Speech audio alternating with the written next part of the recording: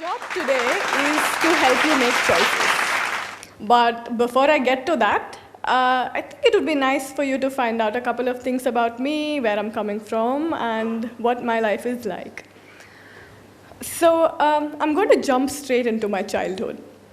I was born 21 years back to a doctor and an engineer, very classic, in this small town called Ratnagiri, which happens to be on the west coast of India in the state of Maharashtra. I grew up in what a lot of you would call a velvet cushion. Now, why I call it a velvet cushion is I lived in a happy family of 4. So my father, my mother, my brother, and I lived together. And we had 4 servants at home. Yeah, I saw a couple of your faces change.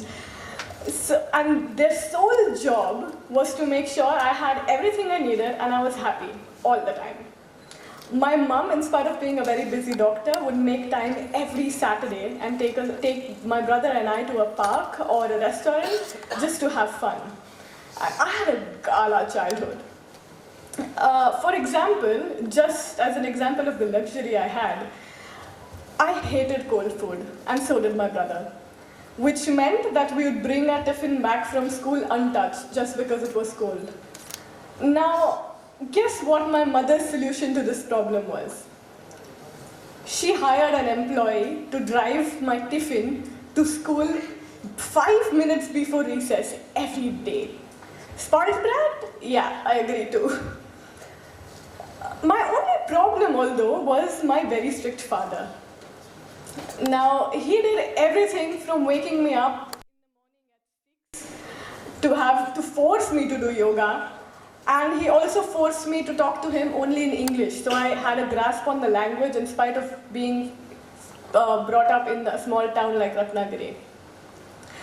He did his bit to do his best in bringing us up, but like every other Indian child, I was really scared of him.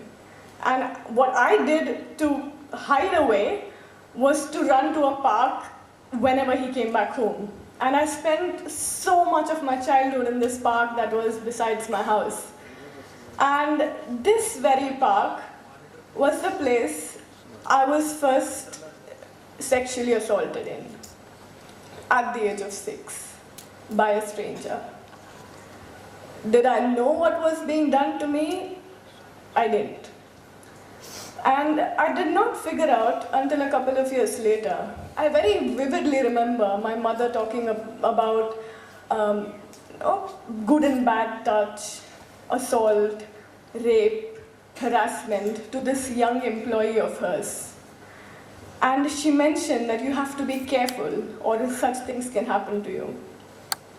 And at that very moment, I thought, this has happened to me. But I never spoke about it because I thought it was my fault. And I was too scared to tell anybody anything about it. And it stayed with me for over a decade until I could finally open up about it to my close friends and family. And it took me further 4 more years before I could start talking about it publicly. Now, coming back to my childhood, apart from this, I grew up in a really comfortable heaven and a very nice place. I was very happy for the most part, but growing up I started to understand and absorb things happening around me. I started to realize that my parents were very unhappy with each other, and their marriage was probably falling apart. My father would turn very abusive a lot of times. Verbally for the most part, but also physically at times. And I have to admit, there are things and there are instances I don't want to remember, even in my memories now. In 2008, my mom and dad had a similar fallout, and it was a big fight. That night, when my mom was sleeping, my dad was so furious, he woke her up just to yell at her. And he also abused her. I think that was the night my mom had enough. She left the house with both of us, my brother and I, in the middle of the night with nowhere to go. She headed straight to the police station to file a complaint of domestic violence. The first thing the police officer told Mom was, and I quote, "You are a very famous doctor. Such problems should be solved at home. This is going to bring a lot of ill name to your family if the word gets out." My mom that day forced them to take the police complaint and never went back home. After being homeless for almost a night, we took refuge in one of Mom's employees' houses, and she started hunting for a rented flat or a rented place to live in, which we subsequently started calling home. And this is where life began. I suddenly stopped getting $50 when I asked for 5. My mom was unemployed. My tiffin did not come in a car anymore. And things were changing. They were changing faster than I could imagine. Things changed in just one night. Things at school also started changing, although my grades remained just the same. I was still the topper of my class, surprisingly. And I remember I used to go to my open house in the school, and it's a celebration when you're topping your class, when the class especially of 70, right? But I had nobody to celebrate that with. My mom was busy earning money to keep food in our stomach and a roof over our head, and my father was busy denying my existence. It still kind of breaks my heart because I used to top the class and I had literally nobody to celebrate it with. I'd bring my report card, put it in the cupboard like it was just another day. Teenage is a very confusing time for all of us, and it was for me also. Meanwhile, my best friend in school had stopped talking to me, and I just couldn't figure out why. And after overthinking for a bit, like every other little girl, I did walk up to her and I asked her why she stopped talking to me in the first place. Her answer was pretty simple and straightforward. She told me her mother had warned her to not speak to me because I came from a bad family. Now, that's what a broken family is perceived as in many parts of India even today. And I was the victim of this very taboo that we live in. And with all of this, now I had no friends. I had to make new friends. And I joined the most mischievous cult in my class. Within no time, I was the leader of this cult and the most mischievous girl, not only in the class, but in the whole school. And that didn't fare very well with my teachers because I got a lot of unwanted attention for it. And my parents' divorce didn't fare really well with my teachers either. One day, I was walking past the staff room and I heard 2 of my teachers say something. And they were talking about me. I had a lot of male friends in school, and I still do. And I feel there's nothing wrong in that. But my teachers didn't think the same way.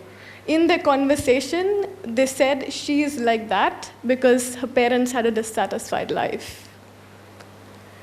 And my response to that was mischief. I just wanted to get up their nerves. And I did that. But with that came a lot of disciplining me, which, again, is beating in a lot of schools even today. So I would do something, they would beat me. I would do something more, they would beat me more. And the cycle became a very vicious one. And my mom was vehemently against any sort of beating that either of us, my brother and I, were subjected to. Long story short, we ended up with a police complaint against the school, very unusual. And my brother and I both had to be taken out of school, rather thrown out also. So we were homeschooled for quite some time.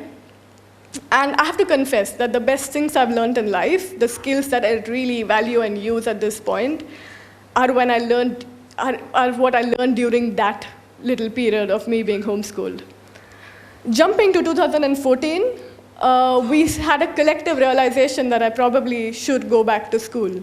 But sadly, I emphasized a lot on small town. That was just so you understand that it wasn't unusual to have two schools that belonged to the same institute, and that was it. So I had to move out to a hostel, which became my home for the next 2 years. And with a new school came new opportunities to prove myself, and new opportunities to live a normal teenage. Within no time, I was the favorite of teachers. I was in the school student council. I was the president of Rotaract in that school. And I was doing just so well. I was happy. My next stop after this was Kota. Now this point in life is where I started experiencing emotional peaks and troughs for the first time, which I thought was very momentary and would go away. It didn't. From getting mad and crying brutally over something as trivial as a lost keychain, to pushing everybody that I loved away from me, one by one, little did I know I was being gripped by depression. It got so bad to a point where I did not want a life anymore. But I was still topping my class, by the way. I was my grade 12 board toppers on one hand. On the other, I did not want to live at all. It ended up with me trying to take my life away twice. 2 failed suicide attempts. And that is what made me realize, and my family realize, that I probably needed professional help. I took therapy, and I remember the first therapy session I had. My therapist was 6 hours away from the place I lived in. You know why? I did not want to take therapy in my hometown. I wanted nobody to know I was seeking help, and I was embarrassed of where I was. I remember the first day that I walked into my therapist's clinic. The reception had me and my mom sit on a waiting bench, and she called my name soon after. I left my mom on the bench and walked in to this room, a very bright room with a huge wooden desk kept in front of it. And behind the desk was this bearded 30-something-year-old man who looked straight at me and asked me how I was doing. I couldn't answer that. I couldn't answer, how are you doing? Then he asked me what brought me to him. I bursted in tears. And for anything he asked me thereon, I couldn't finish a sentence without breaking into tears. No doubt I was put on antidepressants and antipsychotics the same day. And my biggest challenge in life then became finding a reason to live. I needed an identity. I needed an outlet. And I needed a reason that would still keep me going. Now, while I was recovering, my brother would take me to slums to feed the poor. There was a well-wisher that was really close to us at that point. He had an animal welfare NGO, and he would take me along with him on these animal rescue visits, which I enjoyed so much. And my mom would take me to temples and shelters to feed the poor. These seemingly insignificant moments of my life then became the highlights of my then wavering existence. A couple of months later, I managed to get into med school while still on antidepressants and antipsychotics. But there was one thing that was different. I managed to find one reason to live, one purpose, one source of eternal happiness. And I found that in helping others. I did not know what I wanted in life, and just to be clear, I still don't. But what I knew was I wanted to help others throughout in whatever way I could, and I wanted to open a little NGO of my own to continue these random acts of kindness. Now, moving ahead, I go back sometimes and think of a lot of what ifs. What if I had a normal childhood? What if my parents never moved apart? What if I had never had depression? What if one of those suicide attempts went through? if any of those what ifs came true, I wouldn't be here standing in front of you sharing my story with you.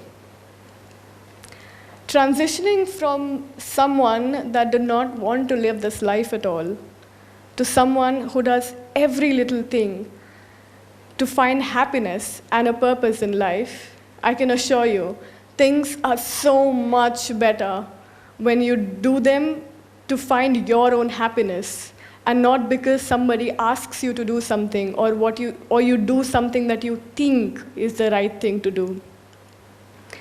Today on, I need each and every one of you to prioritize yourself and your happiness in whatever you choose to do. And you will see yourself scale heights you've never imagined you could. I'll leave you with that. Thank you.